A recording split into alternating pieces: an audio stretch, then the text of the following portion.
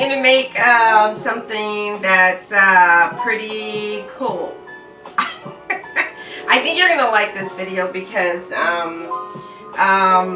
kind of takes me back to when I used to live in Hawaii, and reminds me of a wedding that I did for a friend and a couple, and they wanted a Hawaiian theme, and I thought about some banana wrap leaf tamales. And you'll find banana wrap leaf tamales, you'll find tons of videos. I've kind of watched them myself and how they make them. Everybody makes them differently. Like, they cook the masa, they stir the liquids into the masa, and they cook it.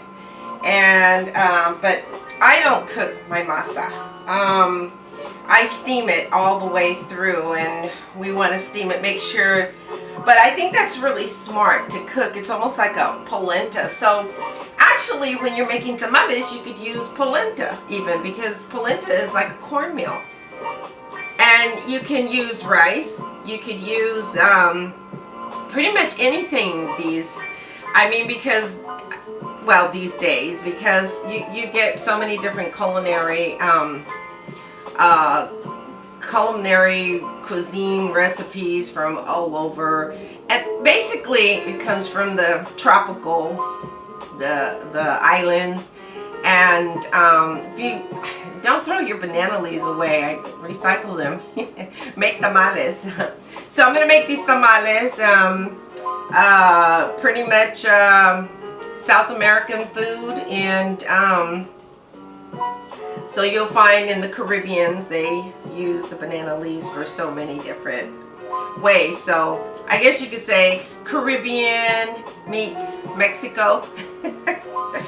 So anyways, to first start off with your banana wrap leaf tamales, you're gonna have to thoroughly clean your banana leaves. Thoroughly clean them, rinse them, dry them out. They're nice and green. These are a little bit older, but that's okay. You can still use them. And then what you're going to do is you're going to lightly place them over the fire. And what this does, let's turn this on. You want to place them over the fire like that. Yeah. And what it does, it makes the banana leaf really flexible. You can smell that banana leaf. And then I cut them up. As you see, these are pretty much cut up. So I'm going to do a couple so you can see how I do them. It's really easy. Be careful. You don't want to burn your fingers. I just kind of set them aside. Oops. Yeah. Let me lower that heat. And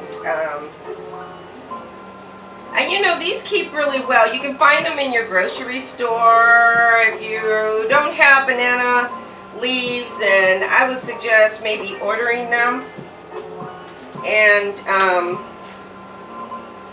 or if you're ever, I mean, usually you can find them in the frozen section, or you can find them in the produce aisle, depending on where you live. I mean, they're becoming really popular.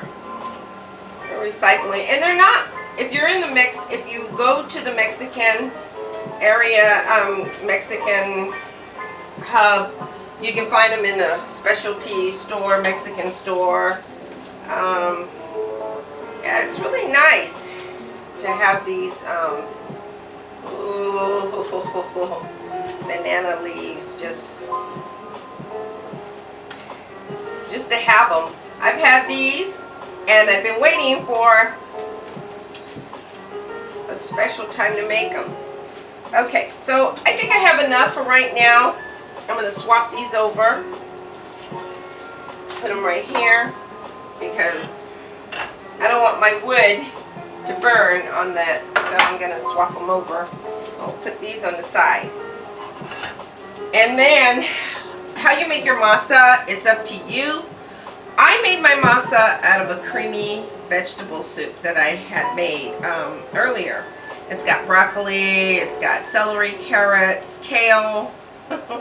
It even has some of my scraps of when I juice. I wash my veggies thoroughly good, and then I scrub them, and then I juice them, and then I save my remnants, you know, the scraps of my juicing.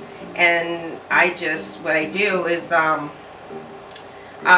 some potatoes. It's got potatoes in it, and some onions, and I make a creamy vegetable soup without the cream.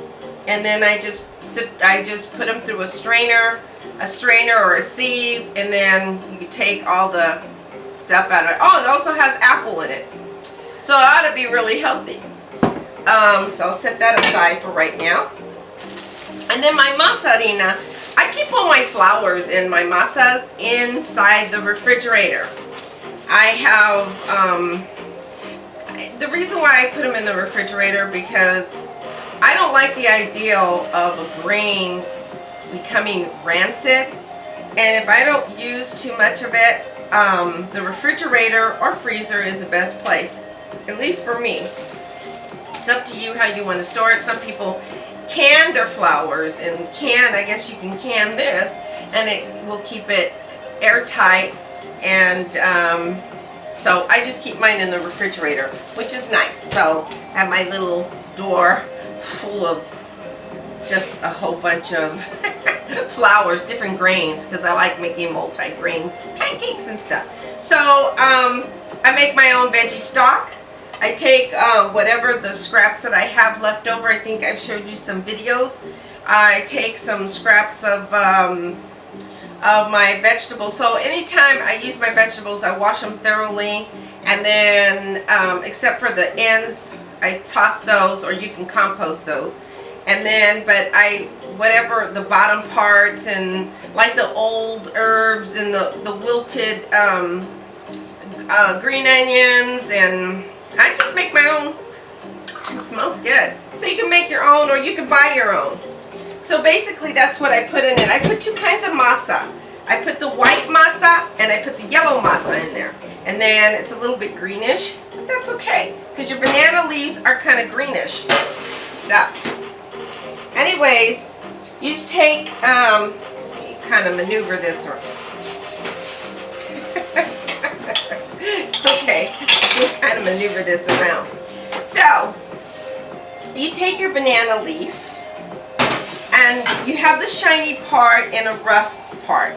So how do you tell the smooth part? The rougher part, I do it on the inside of the rough part. And then you just see, it's nice and cool, it's cooled down. And you just kind of take your masa like you did your tamales. Like I have tons of videos. No, I don't. I have a few videos on how to make tamales. And you could use, like I said, you could put meat in it. These are going to be vegetarian, so I'm going to go ahead and put just a little bit of cheese.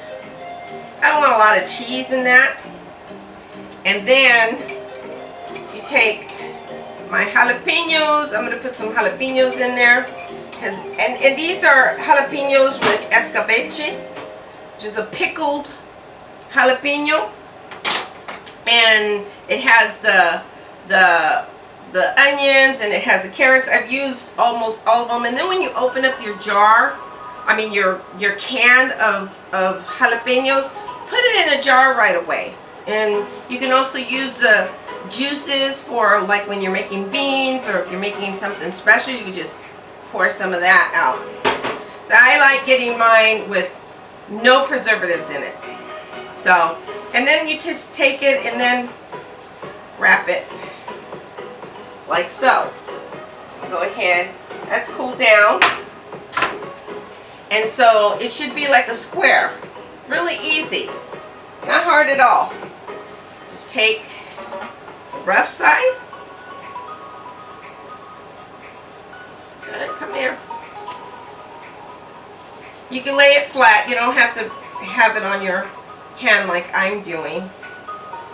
And so I've seen some masa made, and it's like really watery, and it looks fabulous after they make it. So, but like I said, I don't do that kind of method. what I do is I basically, just, take my masa and I just put the liquids in it and I just steam them, because I think that just takes too much time. But it's your preference on how you want to do that. So I try to use, like I said, the inside and not the outside of the leaf. So you have the bottom part, and then you have the top part of the shiny leaf, and then put a little bit of cheese on that. I'm just going to stick my finger in there. My hands are clean. Maybe you should just put them on a plate or something. So, okay. Okay. And then, after you get them all settled, or you get them done, I just have a little small steamer. This is so easy. You can do this. All you have to do is just mix the masa. And then I heat up the water, and I just lay them in there. Lay them in there, kind of like, you know, where the steam, so you have the holes underneath, and the steamy is going to go, see? Okay? So, anyways,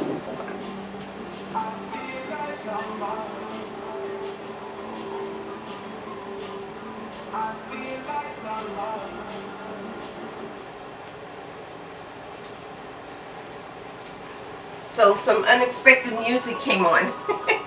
I put it on the non-royalty channel, but it sounded good. Whatever. Anyways, so there you have it, and then you just steam them, and you steam them for I would say about 40 minutes. You know, just knock out that middle part and cooking it, if you actually don't want to cook it, but I'm sure they're good either way. So, and they come out really nice, and that's all you do. I wanted to show you that really quick. Cover it up, pop them in there, cover it up, and they're so delicious. The banana leaves are going to give that little distinct flavor of banana inside your tamalito. And like I said, you can put whatever you want, roasted chicken, pork, whatever, it's yours. It's yours to do whatever. Oh, and the fat that I use in my masa, I use coconut oil. I know you can't use coconut. If you can't use coconut, then I put a little bit of butter in there, unsalted butter. I like to add my salt to it, and then some vegetable oil of your whatever you want to use. So I use a soybean, so I can pretty much eat anything, I think. Okay, so I'll talk to you later. All right, bye-bye, thanks.